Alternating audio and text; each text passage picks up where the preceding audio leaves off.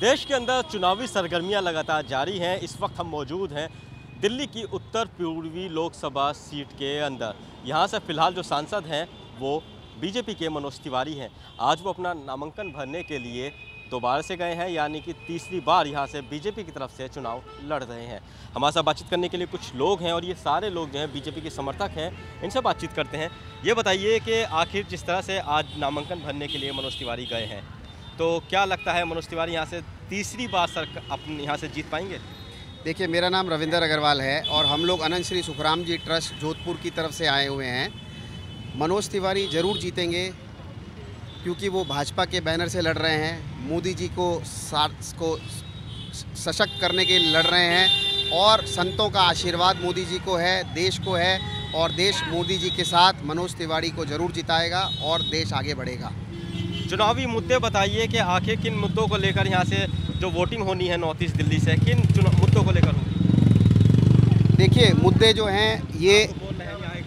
जो हैं वो हैं देश की सुरक्षा, मुद्दे हैं जो हैं वो हैं सनातन धर्म की रक्षा, मुद्दे जो हैं देश को सशक्त करना और मुद्दे जो हैं वो हैं हिंदू समाज की रक्षा करना। अच्छा, ये क्या है हिंदू समाज की रक्षा करना? किससे खतरा है हिंदुओं को? देखिए, कुछ देश में असामाजिक तत्व जो देश की शांति को भंग करना चाहते हैं, इस देश में राम राज्य की बजाय मारकाट राज्य लाना चाहते हैं। इस मारकाट राज्य से बचने का एक ही उपाय है मोदी सरकार, मोदी सरकार, मोदी सरकार।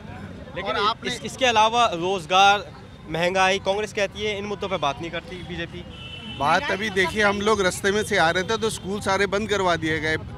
इतना टेररिस्ट हो गया है यहाँ पे, भयंकर, मतलब लोग भाग रहे हैं बच्चों को लेने के लिए, भयंकर परेशानी हो रही है। लेकिन देश में सरकार तो अभी बीजेपी की है। नहीं, दिल्ली में तो कांग्रेस उसकी है ना, जनता दल उसकी, आम आदमी पार्टी की। और देखिए, ये एक यहाँ पे सुरक्षा तो बीजेपी के हाथ में है। चलिए ये बताइए कि जिस तरह से वोटिंग होनी है यहाँ पे, हम किन मुद्दों को लेकर वोट करेंगे? धर्म को लेके, जो महिला की है, महिला की सेफ्टी के लिए, जो हमारी महिलाएं जैसे आरक्षण हुआ, बस में हुआ और वह अब खुलेआम घूम सकती हैं रात को भी। तो हम तो पहले नहीं घूम पाती थी। नहीं, पहले सुरक्षा नहीं थी, डर लगता था। आज कोई बेटी हो, चाहे बहनें हो, चाहे हमारी बुजुर्ग हो, सब खुलेआम घूमती हैं। मोदी सरकार, मोदी ही सरकार है, कोई और सरकार नहीं हो सकती। और मनोज तिवारी जो है यहाँ पे काफ़ी लहो लश्कर के साथ यहाँ पे दिखे, रक्षा मंत्री भी उनके साथ थे जी, और काफ़ी भीड़ जो है यहाँ पे देखने को मिली है। तो क्या लगता है जीत पक्की है उनकी? देखिए, ये सिर्फ भीड़ नहीं है, ये हम सब लोगों का प्यार है जो मोदी जी के प्रति है, हमारी सरकार के प्रति है। और सरकार के प्रति जब प्यार उमड़ता है तो सिर्फ केवल इसलिए नहीं उमड़ता कि भाई लोगों की देखा देखी, ये इसलिए उमड़ता है क्योंकि हमारी सरकार काम कर रही है। आज ना काम केवल रक्षा क्षेत्र में दिख रहा है, विदेश क्षेत्र में दिख रहा है, इसरो यानी कि अंतरिक्ष क्षेत्र में दिख रहा है, ठीक है ना, स्वास्थ्य क्षेत्र में भी काम दिख रहा है, शिक्षा के क्षेत्र में भी काम दिख रहा है। आप मुझे कोई ऐसा एक क्षेत्र बता दीजिए, किसान जो बड़ा संवेदनशील मुद्दा है, उसको लेकर हम लोग तीन जो बिल लेके आए थे, उन्होंने सिर्फ और सिर्फ इनकी राजनीतिक रोटियां सेकने के चक्कर में इन विपक्षी लोगों ने वो बिल नहीं लाने दिया। बड़े बड़े जो विद्वान लोग थे उन्होंने लिखित रूप में दिया है, एडिटोरियल आप पढ़ लीजिए बतौर हिंदूज के, कि उन्होंने कहा है कि ये किसान के पक्ष में बिल था, लेकिन उन्होंने राजनीति के चक्कर में बिल नहीं लान दिया। और आप बात कहना चाह रहे हैं रोजगार और महंगाई, देखिए रोजगार और महंगाई जो ये मुद्दा है वो आपस में इंटरलिंक्टेड है।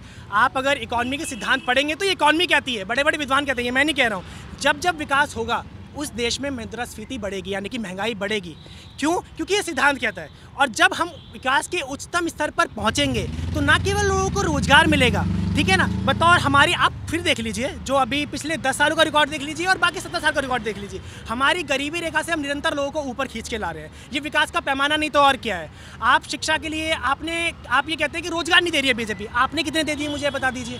रोजगार जो आज ये कह रहे हैं कि बेरोजगारी जो है उच्चतम स्तर पे है, ये गलती आप ही लोगों की है। अगर बाप कर्जे में है तो उसका बेटा ही कुछ कर्जे से बाहर निकालेगा। जो पुरानी गवर्नमेंट ने पुराने गलत काम किए हैं उसको आज मोदी सरकार इसको भली भांति सतर्क रूप से और सबको साथ लेते हुए, कितने वोटों से जीत लग रही है इस बार मनोज तिवारी की? पिछली बार जो कांग्रेस और आम आदमी पार्टी चुनाव लड़ी थी उससे ज़्यादा जो है वोट मिले थे बीजेपी को, कम से 4 से 5 लाख वोटों से। अब की बार मनोज तिवारी जी वापस से अपनी सरकार में। कन्हैया कुमार है, कन्हैया कुमार देखिए जो है पहले से ही बहुत बदनाम है और दिल्ली की जनता जो है वो कन्हैया कुमार को सपोर्ट नहीं करती है। दिल्ली की जनता जो है वो बीजेपी को सपोर्ट करती है, मनोज तिवारी जी को सपोर्ट करती है। तो बिल्कुल यहाँ पे जो बीजेपी के जो समर्थक हैं वो दावा भर रहे हैं कि इस बार तीसरी बार भी जो है मनोज तिवारी यहाँ से जीत के आएंगे। बहरहाल 6 तारीख को जो है वो नतीजे आएंगे, उसमें साफ हो जाएगा क्या हैट्रिक इस बार जो है मनोज तिवारी लगा पाएंगे या फिर उनके सामने जो कन्हैया कुमार हैं वो उन्हें कड़ी चुनौती दे पाएंगे। दिल्ली से कैमरामैन विनोद चौधरी के साथ वाजिद अली, नवोदय टाइम्स।